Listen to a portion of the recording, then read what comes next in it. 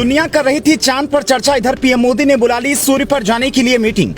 हनुमान जी ने नापी थी दूरी, अब इसरो के हनुमान नापेंगे सूर्य की गर्मी, बताएंगे वहां का मौसम। मिशन चंद्रयान 3 के बाद मिशन आदित्य L1 पर होगा काम, मॉडल और प्लानिंग हो गई तैयार। पूरी दुनिया चांद की चर्चा कर रही है, हर कोई चंद्रयान 3 की सफलता पर बात कर रहा है, लेकिन पीएम मोदी उससे भी एक कदम आगे सूर्य पर पहुंचने की चर्चा कर रही हैं। ब्रिक्स समिट में हिस्सा लेने विदेश जाने से पहले उन्होंने मिशन आदित्य L1 को लेकर वैज्ञानिकों से बातचीत की और कहा कि हमें चांद के बाद सूर्य पर भी अपना झंडा बुलंद करना है।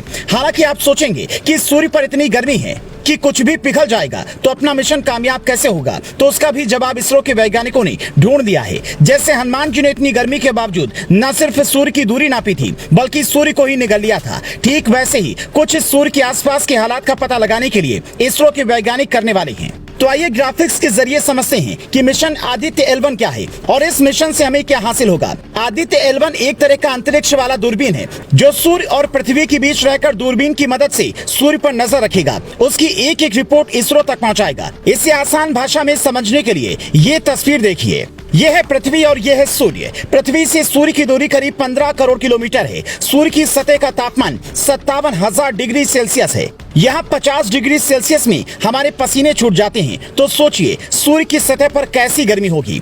सूर्य पर सब कुछ पिघलने वाली स्थिति है, इसीलिए इसरो के वैज्ञानिकों ने सूर्य पर पहुंचने की बजाय एक अलग आइडिया लगाया है।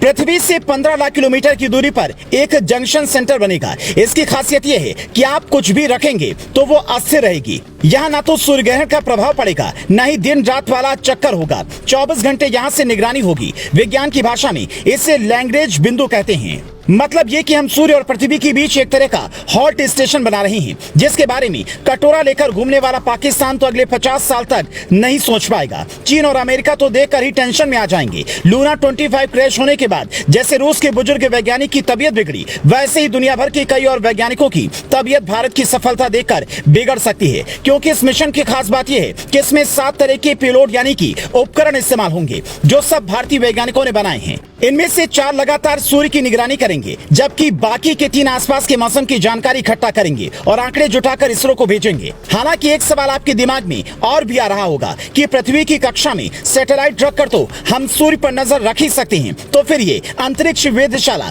या फिर इस तरह का सेंटर बनाने में हजारों करोड़ रुपए खर्च करने की क्या जरूरत है?